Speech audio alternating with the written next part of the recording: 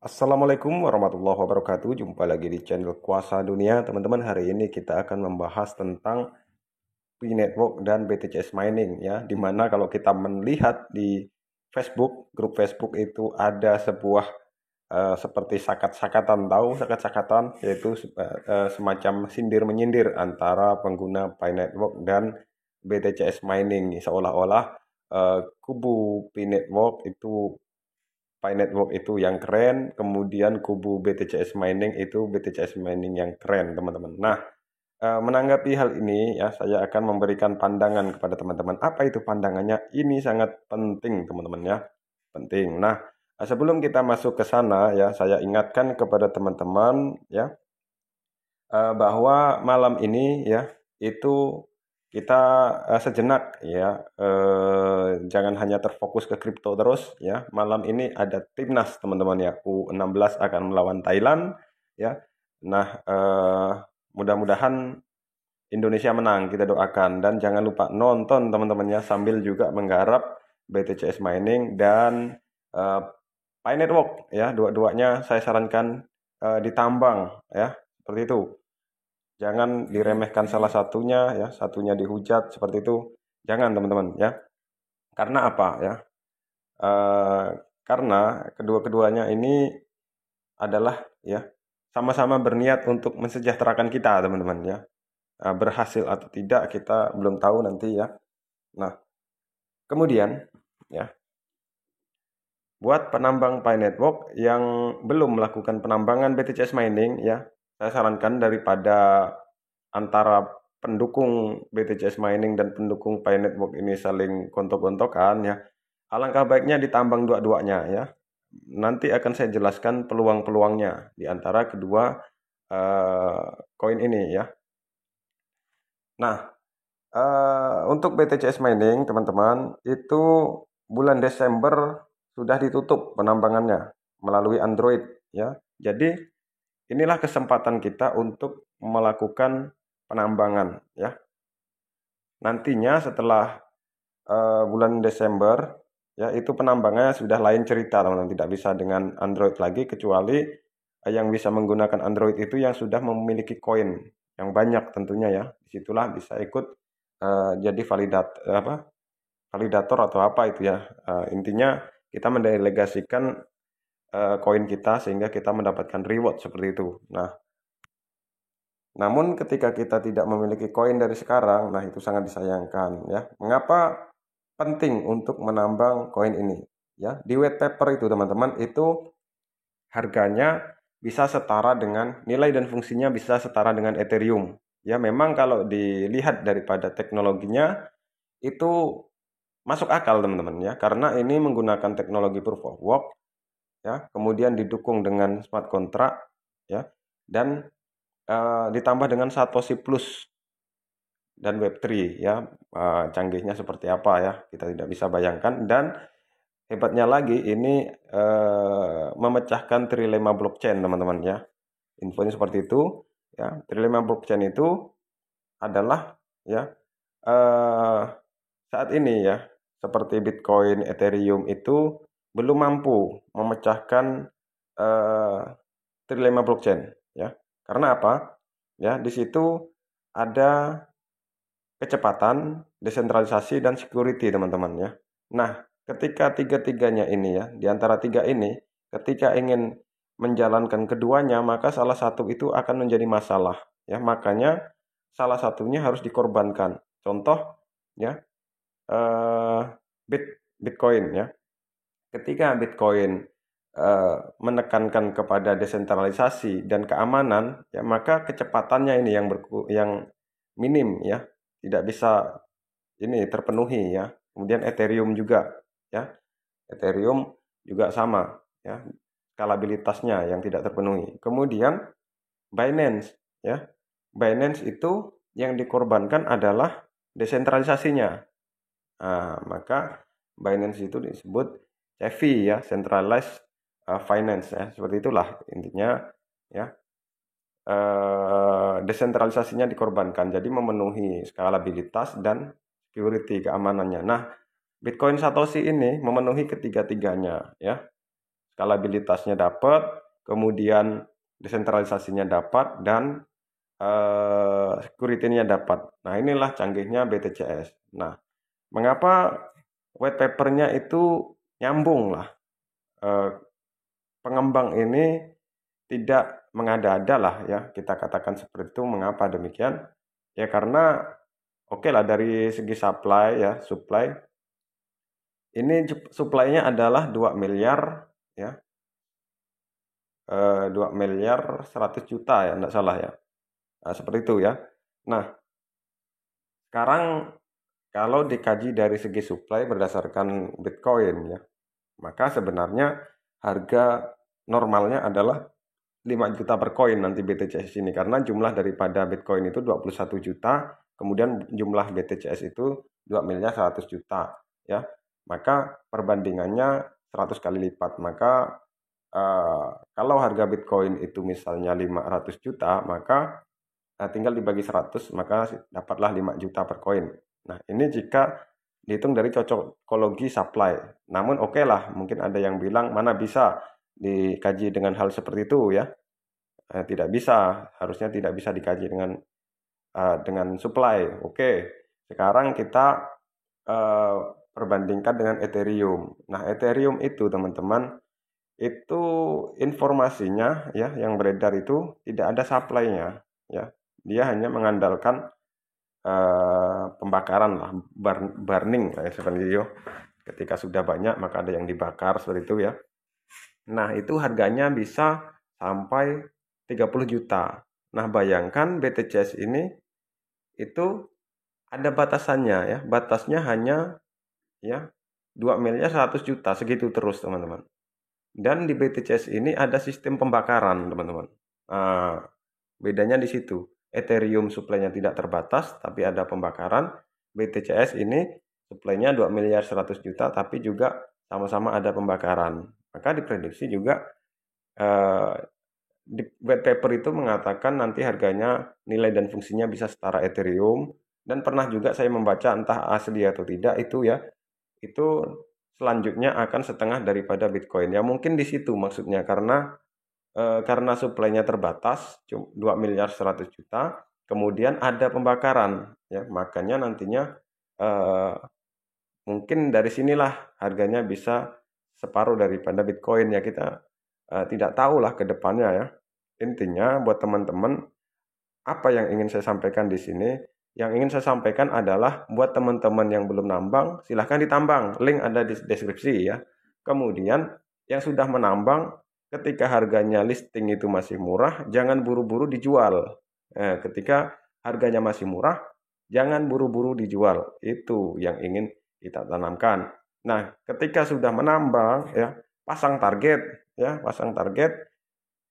Minimal sampai Desember itu kita harus dapat berapa ya, seperti itu. Nah, jangan takut menghalu ya. Sekarang lagi ngetren juga kita menghalu berjamaah. Ya, menghalu itu bebas ya. Menghalu berjamaah ya. Saya baca di grup-grup BTCS ya. Tak apa-apalah kita menghalu tapi bersama-sama rame-rame seperti itu. Nah, ini juga kalau teman-teman lihat ya, saya juga sebenarnya menambang BTCS ini terlambat ya. Karena dimulai dari menghalu tadi ya, menghalu, maka tentunya menghalu itu juga kita manajemen halunya ya. Halunya berawal dari pengetahuan bahwa di white paper itu mengatakan nilai dan fungsinya sesuai Ethereum. Kemudian kita selidiki, memang ternyata masuk akal. Kemudian ini memecahkan trilema ya. Kemudian ini teknologinya menggunakan proof of work, didukung dengan smart contract dan Satoshi Plus ya. Dari sini kita melihat ini luar biasa ya teman-teman. Maka dari situ kita penting untuk menghalu. Halunya apa? Kita pasang target. Seandainya, nah itu menghalu. Seandainya saya punya koin hanya satu, kan jadi apa? Seandainya saya punya koin sampai 500. Seandainya saya punya koin sampai 1000. Itu bagian dari menghalu, tapi halu yang di manajemen sehingga menjadi target teman-teman ya. Maka kadangkala halu itu juga penting ya.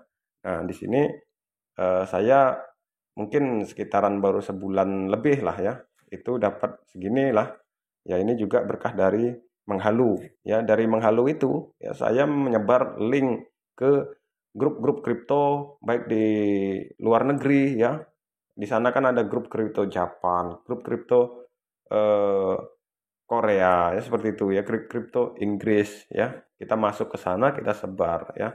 Nah, disitulah kita bisa mendapatkan kecepatan.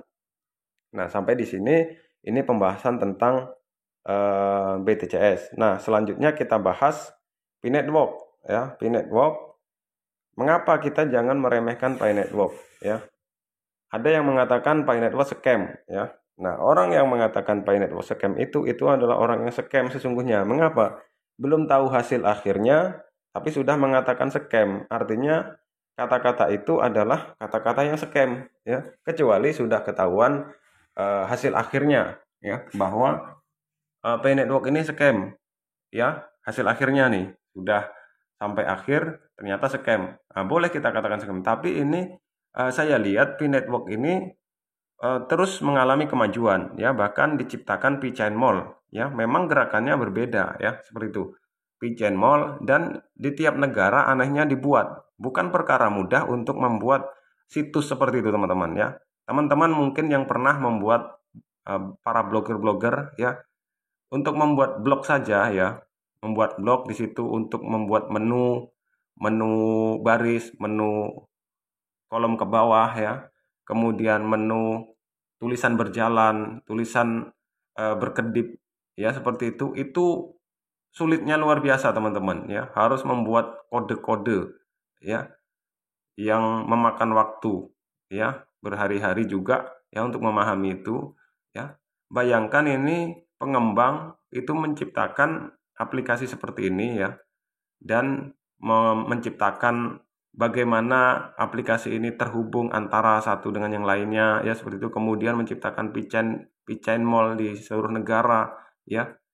Bayangkan satu orang ya mungkin ada dibantu lah dengan yang lain, tapi pemikirnya kan Nicholas Kokalis ya seperti itu ya. Maka ini sangat sulit teman-teman ya, sangat sulit. Makanya perlu juga kita berpikir ya seperti itu. Nah, melihat juga kekompakan daripada ini ya, kecuali ini hanya ada di Indonesia teman-teman ya, P-Chain Mall ini, maka bolehlah kita ini apa namanya meragukan. Tapi ini kan secara global, rata-rata di seluruh negara ada. Artinya komunitas ini sangat besar ya jumlahnya teman-teman. Nah, seperti itu. Nah, nantinya juga kita tidak tahu ya, tidak tahu ketika nanti benar-benar ya di Pichen Mall itu ya, Pichen Mall itu benar-benar terjadi perdagangan ya, dan oke lah saat awal-awal belum bisa ditukar dengan uang ya. Namun ketika terjadi perdagangan dengan barang, ya minimal kita bisa beli barang di situ ya dengan menggunakan Pi teman-teman ya. Menggunakan Pi maka kita akan untung teman-teman ya di situ. Nah, juga ya saya sih memprediksi bahwa Pi ini nantinya ya awal-awal perdagangan itu eh, tidak langsung besar ya. Semua pasti dimulai dari yang terkecil ya. Harga pun seperti itu, tapi juga saya yakin ketika harganya kecil juga yang teman-teman memiliki koin juga tidak semudah itu melepaskan koinnya seperti itu. Sehingga nantinya dengan tarik menarik seperti itulah harganya akan menjadi perlahan-lahan akan menjadi tinggi seperti itu teman-teman. Nah, belum juga nanti entah mekanisme seperti apa ya, konsensusnya ya.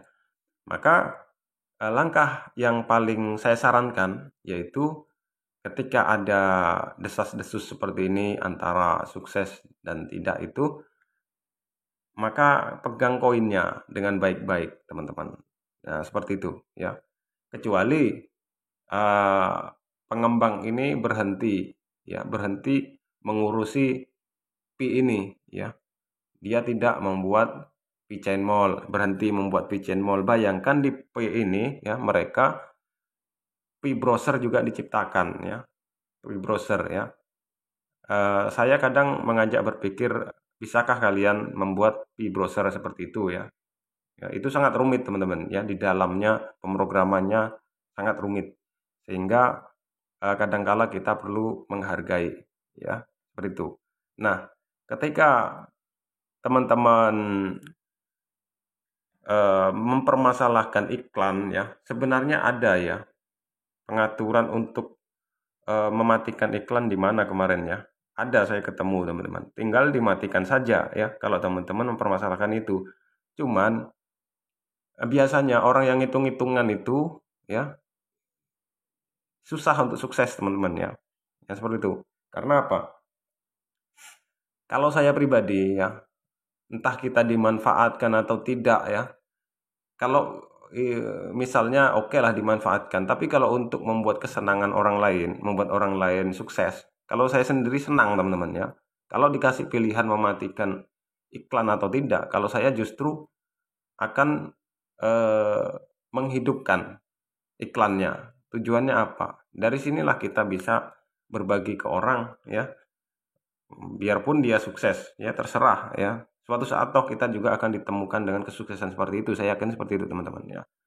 Seperti juga eh, teman-teman ketika membuat ya YouTube misalnya ya. Nah, teman-teman kadangkala sayang kan untuk subscribe ya, berpikir panjang.